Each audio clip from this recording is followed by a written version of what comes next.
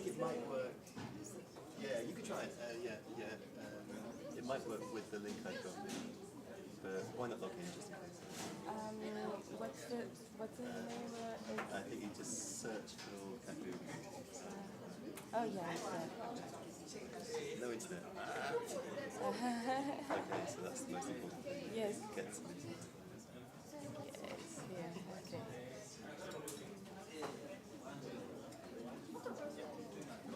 There we go. And with it was the code. I guess it is in the slides, isn't it? Yeah, I haven't got.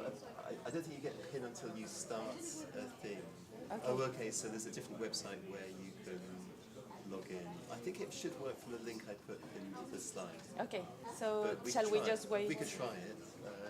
People still coming in. Are we still waiting? Yeah. Shall we okay. unplug that screen? Yeah, that sounds good. And, Yeah, because yeah. otherwise they will see Okay, the magic. If we just go to like the last slide in the presentation, well, not the very last slide. I think it's about slide 40.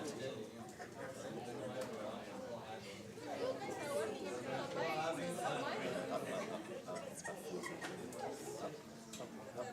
Up one. Yeah. Okay. So try to. There we go. Oh, it's not plugging. Because we need this to charge. Okay. And then. Login.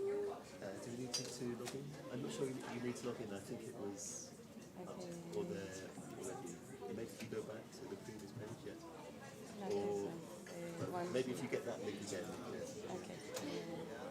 Link Yeah, again. if you get that link again. I think it works without logging in, but let's see.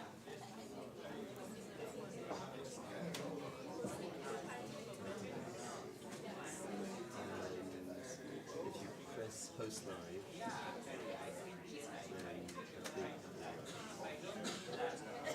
okay, so we need to log in. So you would like to.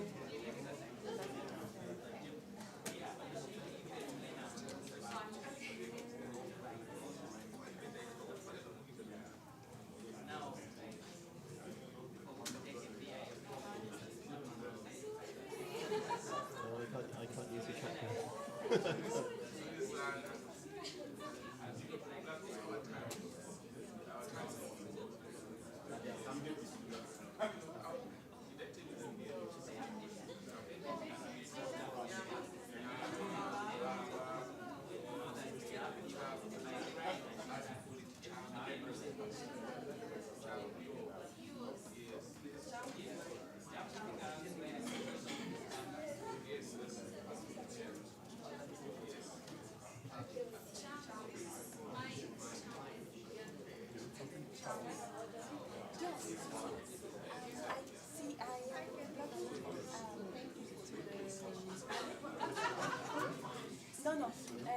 Into the current, the electricity, but it's not charging. So I'm Okay. So that should work. Yeah. Okay. Yeah. So just press. Okay. When it's the moment, we could go there. Yeah. Okay. So I'll. Oh, there's a fantastic. There is a there. Yeah, it also looked hard for tripping, avoiding tripping in the middle of the. Yeah, exactly. Thank you. Yeah, it's charging now. Okay. Continue. I can see that.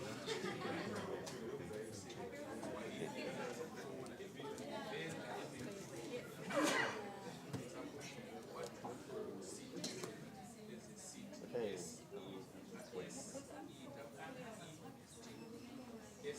Okay. Okay. And how do we get the slides on the screen?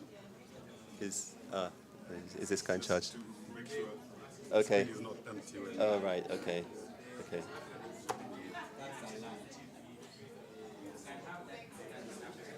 And does this microphone Yes, it work? is. So I just need to turn that on. Okay. In case I want to walk around, which I might. So it was working, just a minute Yeah, ago. I took it off. Yeah, so that you can finish what you're doing first.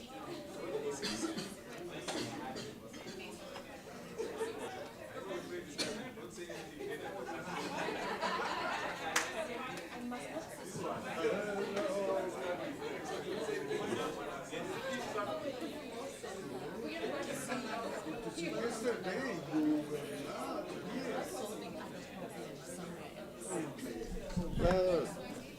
Welcome. Good to see you. Do you need your notes? I don't think so.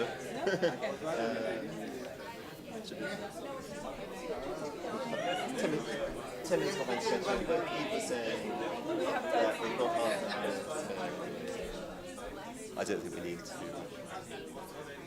Is it good? Okay, great.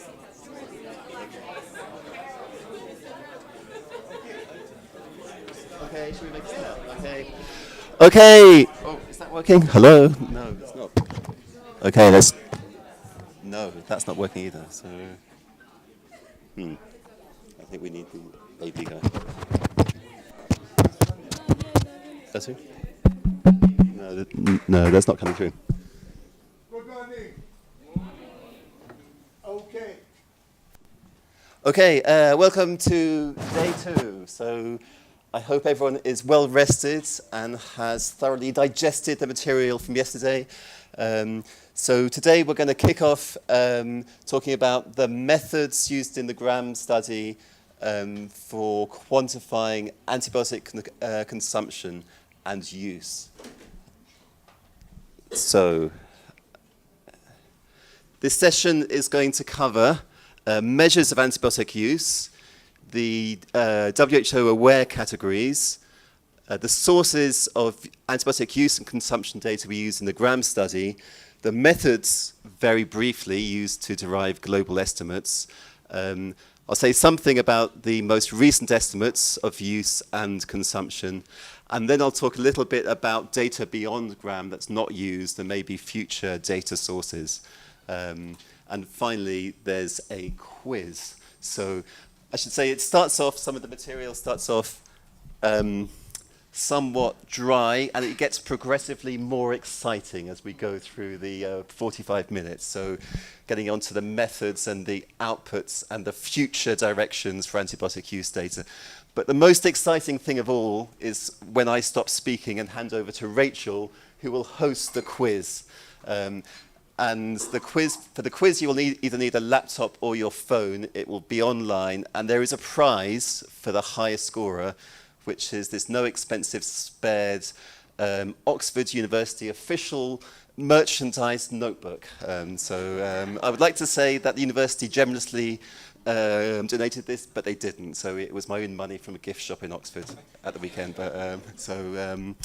So that will be fun. But to do the quiz, you will need to pay attention to the rest of the lecture. So we even sit through the first 2 or 3 not so exciting slides, but important to understand things. Okay, so let's get started. So probably most people are familiar with the ATC classification system, but I'll just briefly mention it because it comes up in subsequent slide. So the AT classification system groups all active medical substances according to the system on which they act, and there are therapeutic and pharmacological and chemical properties.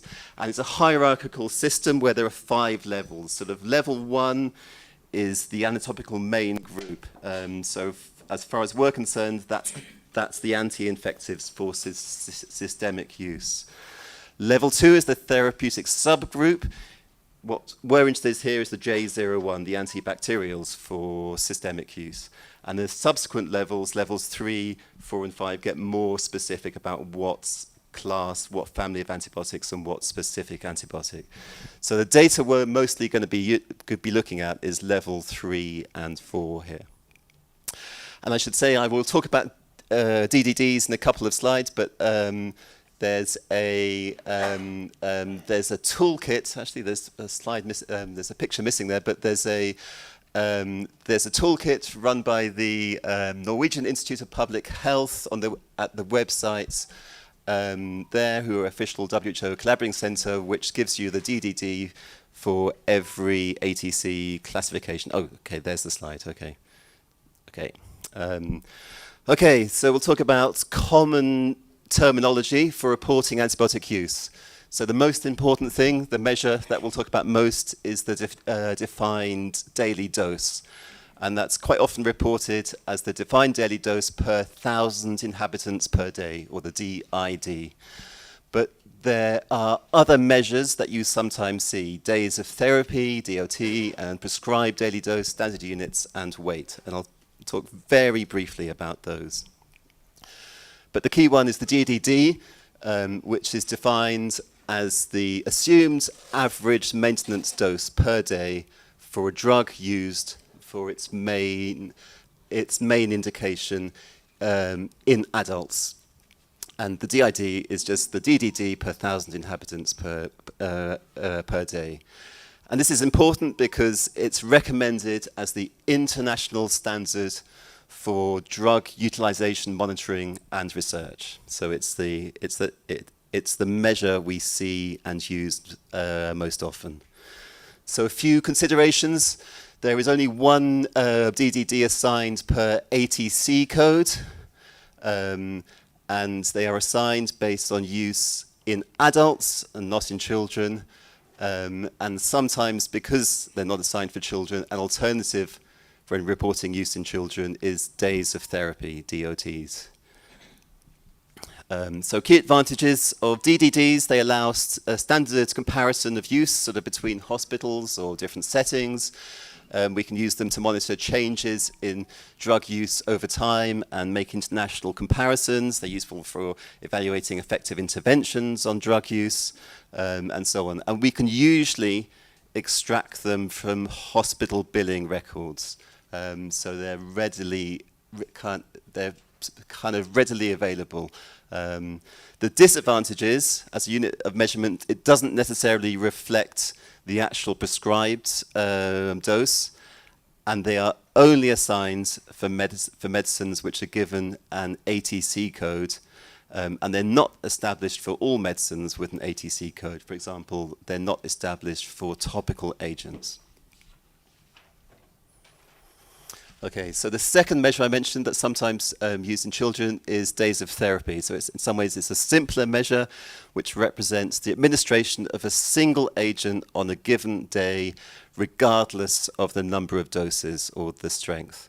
And I guess the advantages of that, it's based on patient-level prescription data, and so it's not influenced by dose adjustments, and it can be extracted from patient-level records. The disadvantage is that sort of prescription data is difficult to assess in many countries. Okay, so we'll do a simple example.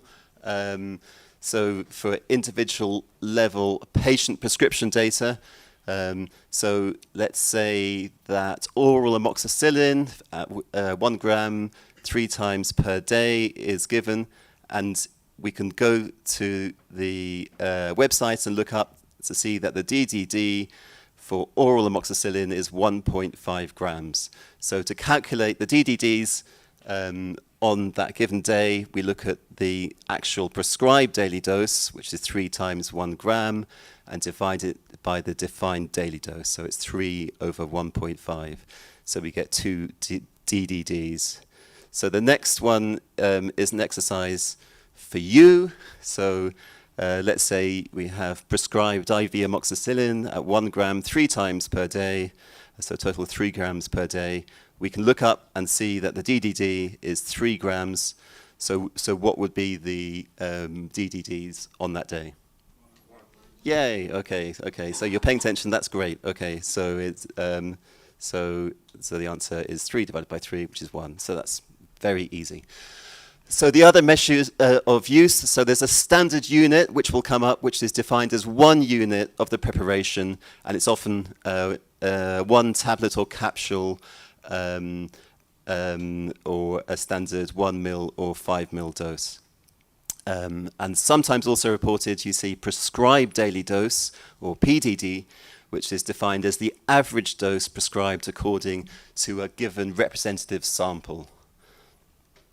So it's not such a kind of standardized measure. And I think there were yesterday some questions about resistance and use in animal populations. I'm not going to talk about antibiotic use in animal populations, but just to mention very briefly, antibiotic use, of course, the majority of antibiotic use is in animal populations, and in that case, antibiotic use is typically reported by weight, and there are standard adjustments that can be made for a country's animal production over a year, given the type of animals that they have. And that's known as the population correction unit. But we don't look at that in gram yet. Okay, so the other important thing, and again, I think most people here, looking at people's backgrounds, should know about this, but just to briefly recap, another important way of dividing up antibiotics is in the WHO, kind of aware categories, which were developed in 2017 as a kind of spin-off of the essentials medicine work.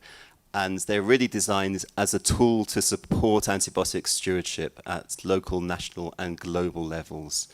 And in this system, antibiotics are classified into 3 groups. The access group, which have lower resistance potential and intended to be account for the majority of use. There's the watch group, which have slightly higher resistance potential and expected to have slightly higher use. And there's the reserve antibiotics, which are sort of those which are held as sort of last line antibiotics. So there's a sort of summary of some of the groupings on the right-hand side of the antibiotics. And since it was launched, this has really kind of taken off and has become widely adopted. And that's just a summary of the... Why it's flashing? Okay. We've lost... Okay. Well, what the slide would show is a pyramid with the axis at the bottom showing that it's low resistance potential and expected to account for most use. There's watch in the middle, which is used a bit more, a bit less than access. And there's the last resort reserve antibiotics at the top of the pyramid.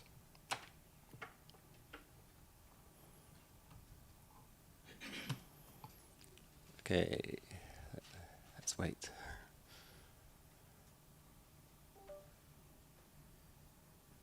Yay, okay, thank you. Okay, so, and an important sort of update on that is that towards the end of last year at the UN General Assembly high-level meeting on antimicrobial resistance, there was a target set that 70% of antibiotics used for human health globally should belong to the access group.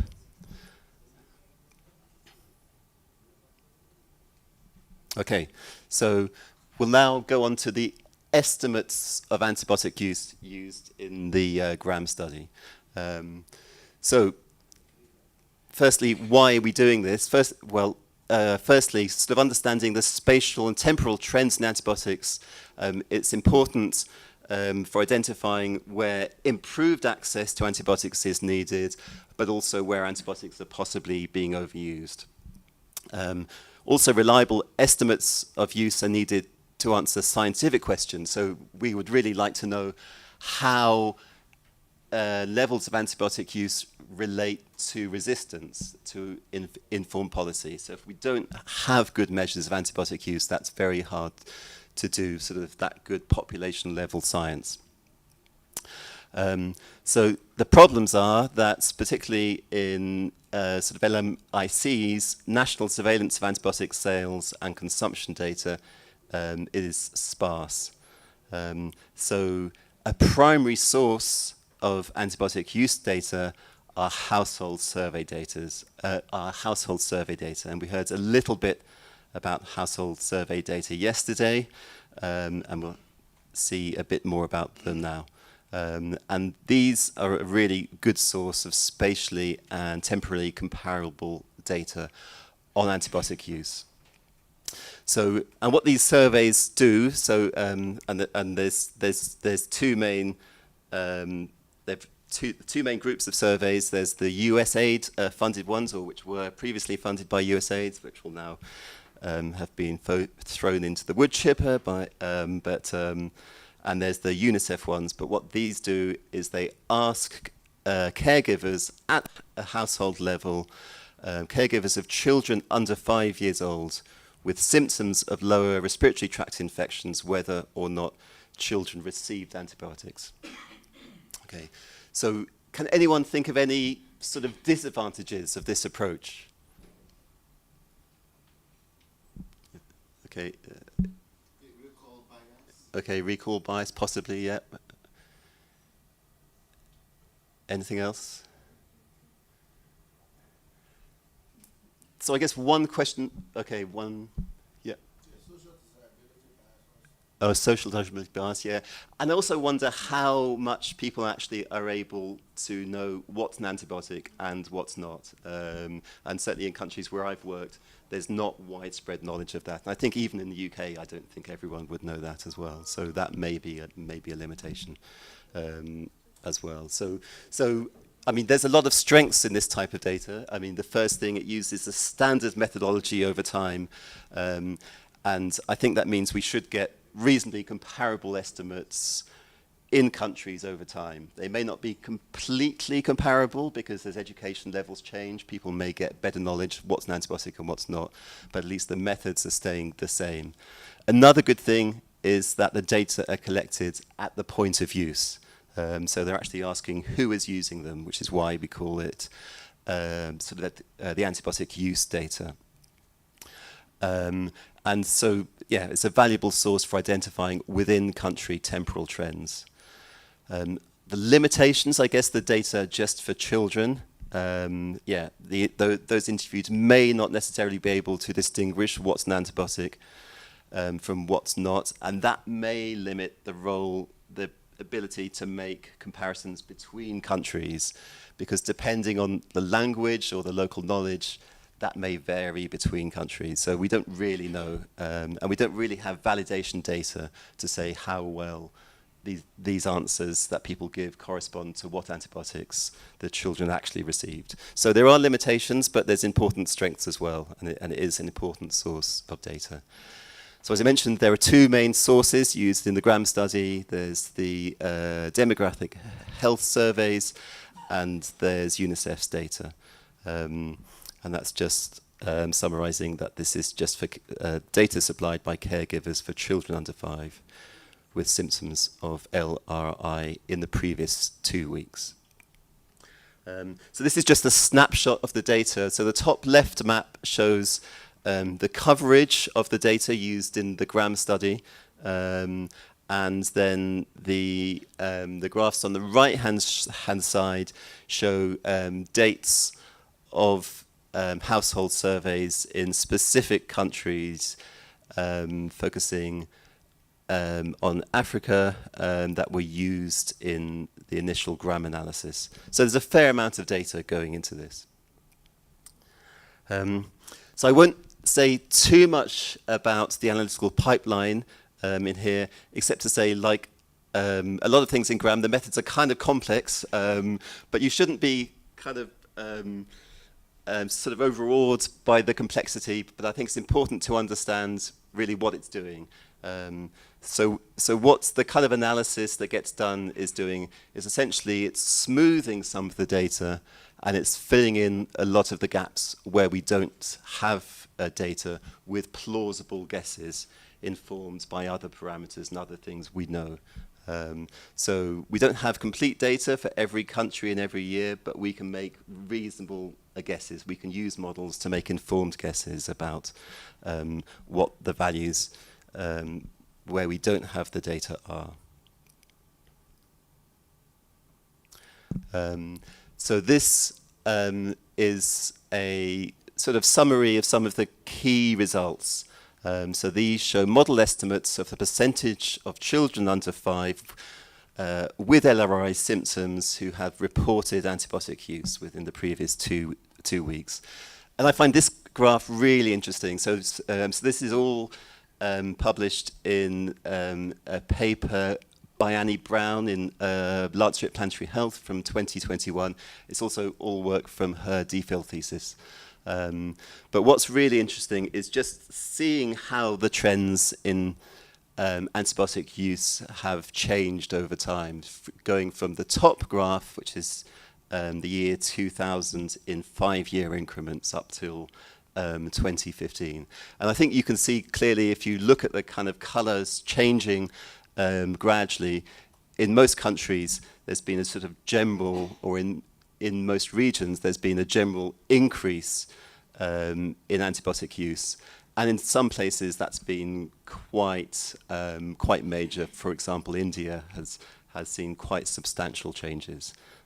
So I find this kind of analysis quite kind of plausible that these are representing real changes. Okay, so that was use. There's also what we call antibiotic consumption, which is based on antibiotic sales data. And that's also challenging. In most high-income countries, we can get high-quality surveillance data on antibiotic consumption. But prior to the Graham study, there were just a few studies that aimed to quantify antibiotic consumption for multiple countries. And I think it's fair to say that all those studies used a single data source, which we'll talk more about in subsequent slides, the IQVIA dataset, and they didn't provide estimates for countries not covered by that dataset. So what the Graham study did is really took this sort of field forwards by using all these data combined with different data sources and using these kind of complex spatial temporal statistical models to estimate antibiotic consumption for 204 countries, so even countries where we don't have data, and look at the specific estimates of consumption for different ATC classifications and aware categories.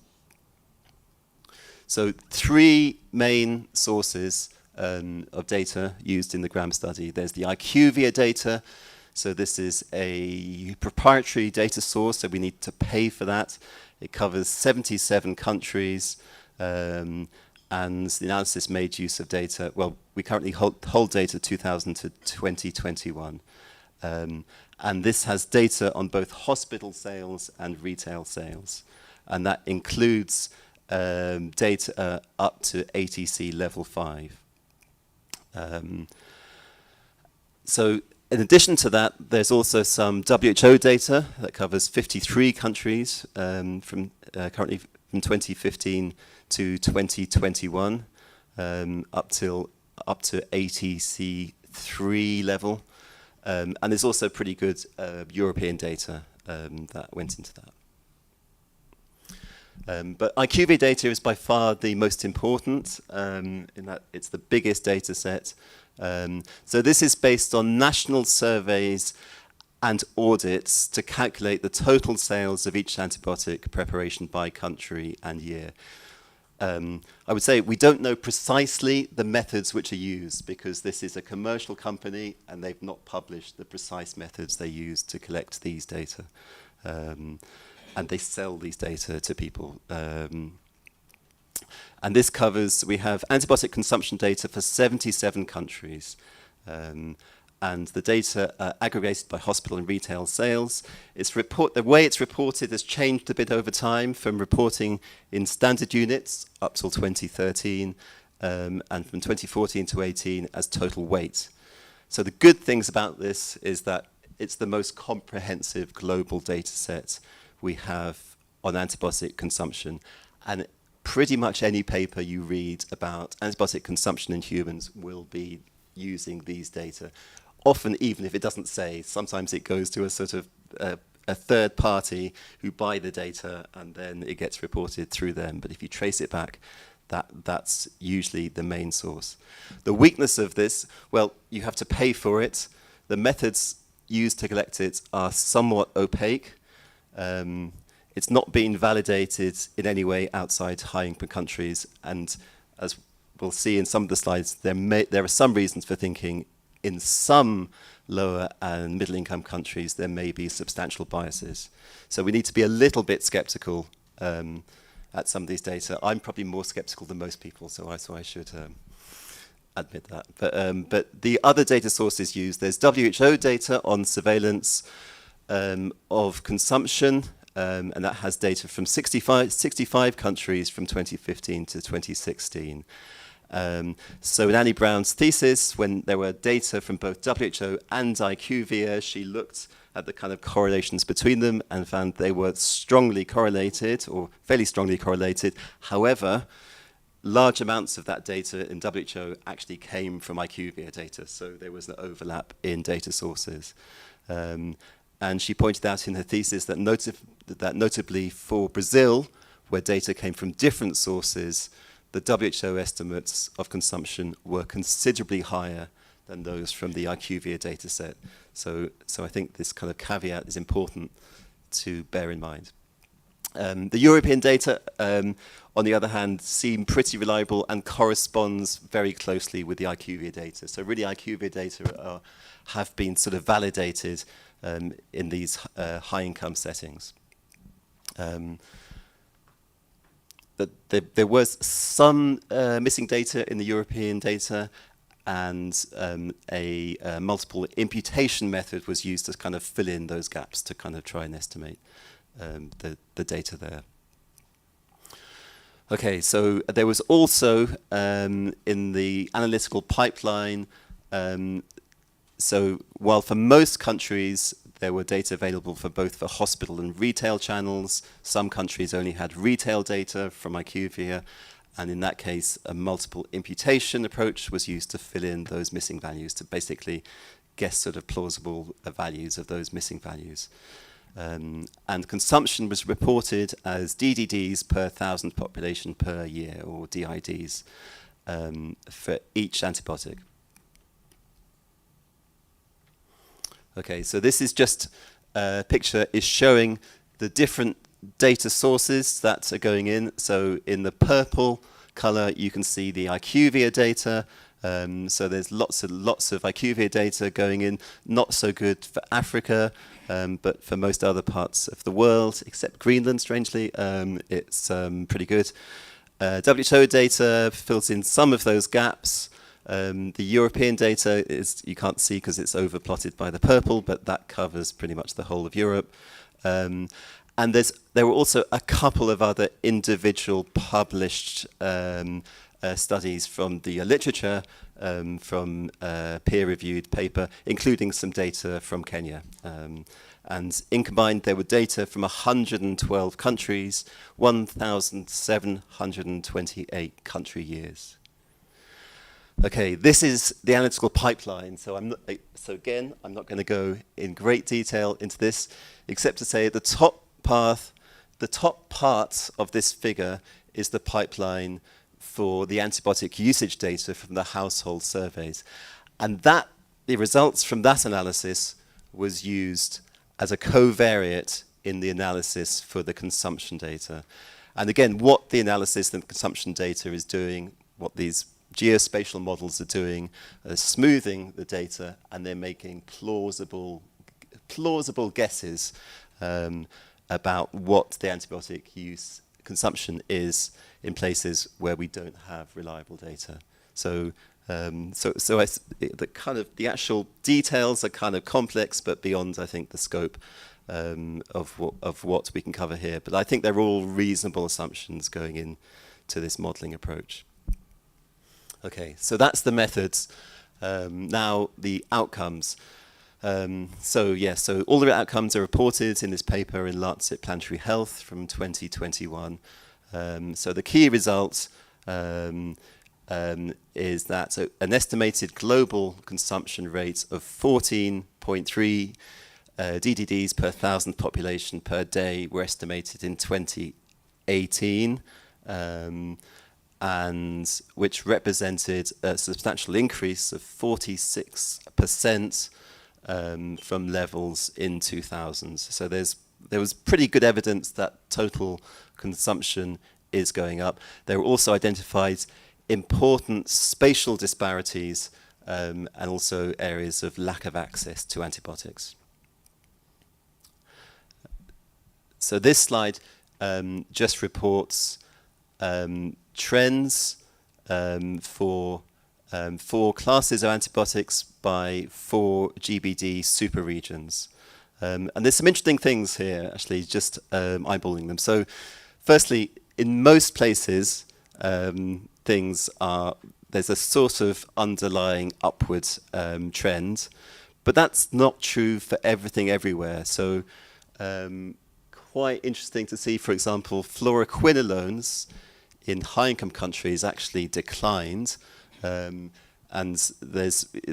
you can do lots of interesting speculation and analysis of that, the role that may have had in declining resistance levels in Staph aureus in some places.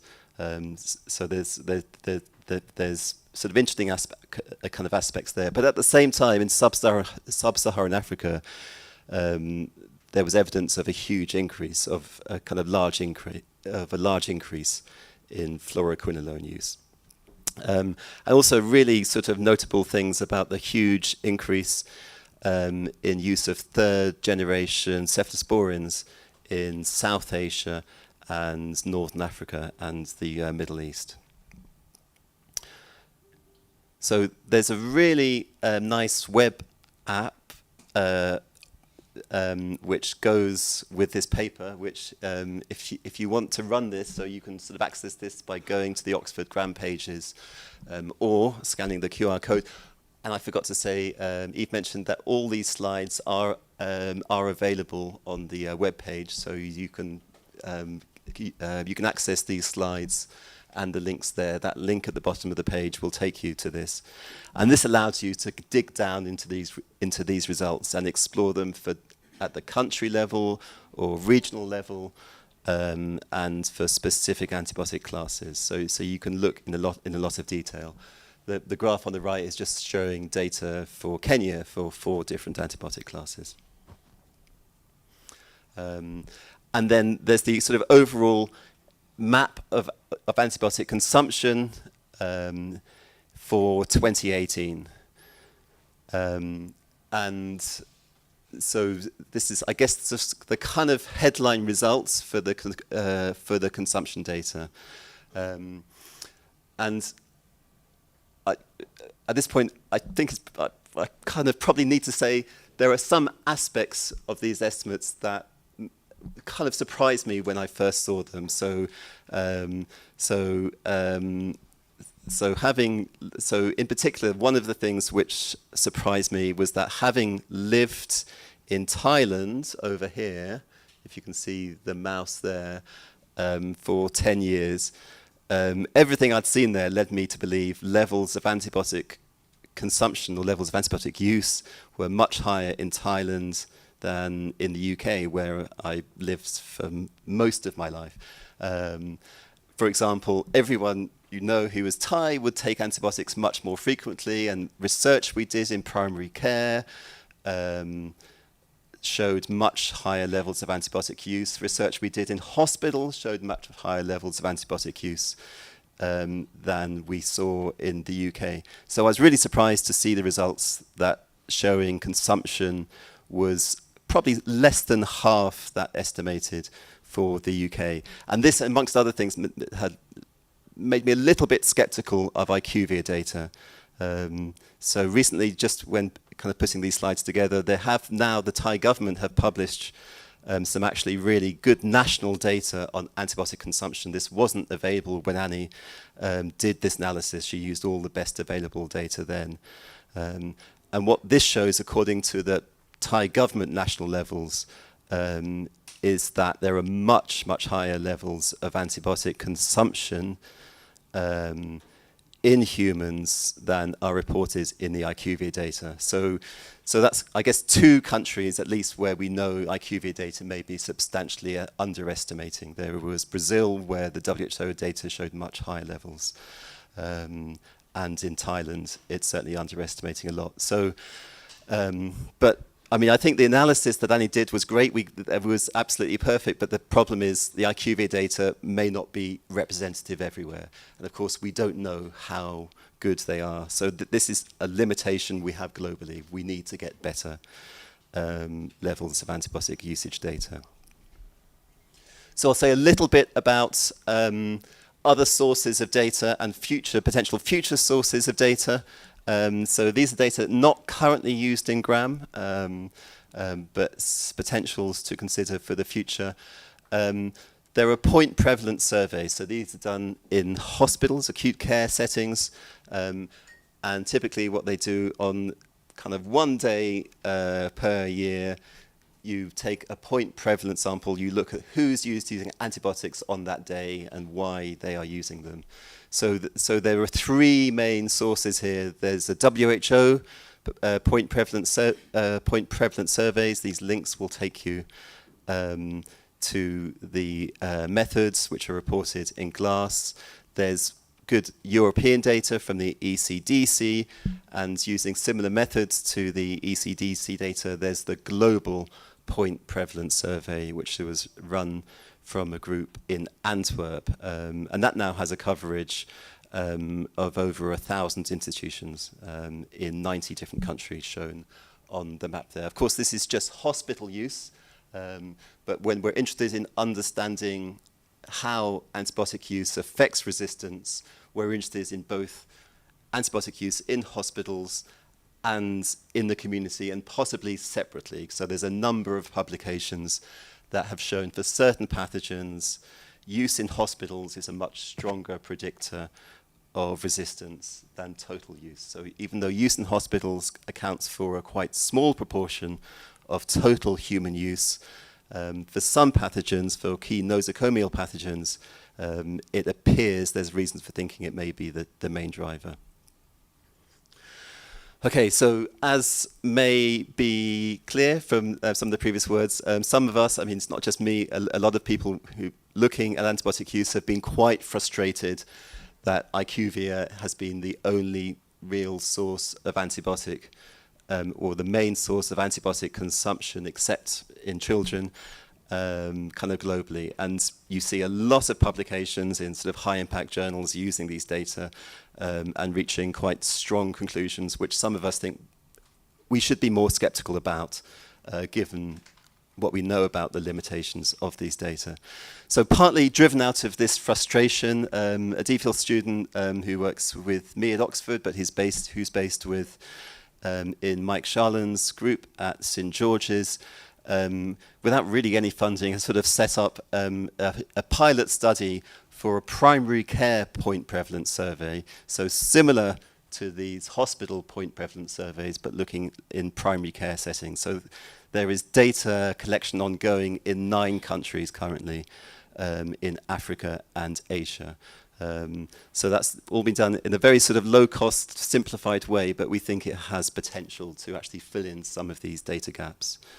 And all the results will be sort of fed back to the primary care settings as well. So actually they should get good data on consumption. So, but even that surveillance in primary care settings may not be capturing the whole picture about antibiotic use. So what this picture shows is something that's very common, that you see very commonly if you walk around a market in Southeast Asia. So in Thailand, this would be known as Ya Chud, which means mixed medicine. And you can buy these in markets. What this is a totally unlabeled bag of a group of pills, and it includes antibiotics. It might include some kind of anti-inflammatory and a bunch of random other things. I mean, it's what you take it's taken by lots of people if they have a fever. There's no label. There's no way of knowing what's in them. And of course, we don't know how much antibiotic use this type of thing accounts for. So I don't know if you get similar things in countries in Africa to this, but certainly in Asia, that this is, it's a big issue. And none of the systems, I don't think, will be capturing data on this type of use. So one thing, this is another unfunded and possibly slightly crazy project, but this is a group of PhD students, mostly in my team in Oxford. I've also, working with a team in Vietnam, have been thinking how we can actually get other measures of antibiotic use at the household levels. And of course, doing these household surveys is difficult, it's expensive, and also we depend on people being able to identify antibiotics. And if you've just got a bunch of pills like that, how can you? There's not even a label. So what we're doing, and we're piloting now in a study in Vietnam, is using a kind of chatbot on social media that prompts people to sort of report symptoms and upload a photograph of the drugs they're using. And then the idea is to use some sort of deep learning methods, of which there's a few papers shown on the bottom there, to identify what the medicines being used are. And then, of course, you have to do a bunch of analysis that corrects for sampling bias. And this is similar to what's used by polling companies. And so, anyway, this is an experimental thing, totally unfunded, but we're hoping it will fill in some of the data gaps there. So, brief summary before I hand over to Rachel for the quiz. So pay attention to this, so some of these might come up in the quiz. So quantifying antibiotic use is important for both improving access, identifying where we don't have enough access, but also tackling overuse, and also understanding the epidemiology. The DDD is the key thing. It's the average maintenance dose per day for a drug use for its main indication, or DID is DDDs per 1,000 inhabitants per day. So this is recommended standard unit for research and reporting. So IQVIA sales data, the main global source of consumption data and the biggest basis for model-based estimates of consumption. These are validated in high-income countries. We believe them there. We're not quite sure how much to believe them in low and middle-income countries. I think the evidence I've seen suggests they're good in some places and not so good in other places. So the challenge is, and there is ongoing research to identify where and how we can fill in those gaps with other data sources. So there is more ongoing research there to get better estimates by combining different sources, but also by adding different sources of antibiotic use and consumption data. Okay, so before I hand over for the quiz, any questions on? Yes?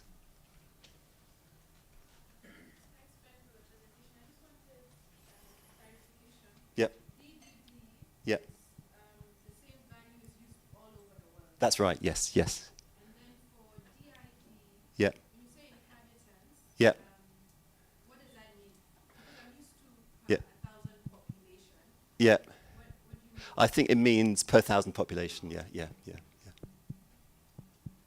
Yes? Thank you very much. Well, you did mention it at the end of your Yeah. presentation that Yeah. you start considering antibiotic use. Yeah. Maybe just a little clarification from you. I thought perhaps for the majority of sites in Africa where we didn't have consumption studies, Yep. point prevalence surveys are quite prevalent in Africa, Yeah. several times in a year. Yeah. And perhaps you could have used the point prevalence surveys, antibiotic use data, Yeah. corrected for some population bias, Yeah. included that as part of your analysis. Yeah. So those point prevalence surveys currently are just hospitals, and we're adding primary care. I mean, this is not part of the grant, but it should feed into future estimates. But yeah, there's been a lack of the point prevalence data for primary care use. So I think there's reasonably good data for hospital use. That's right. Yeah. Yeah. Yes.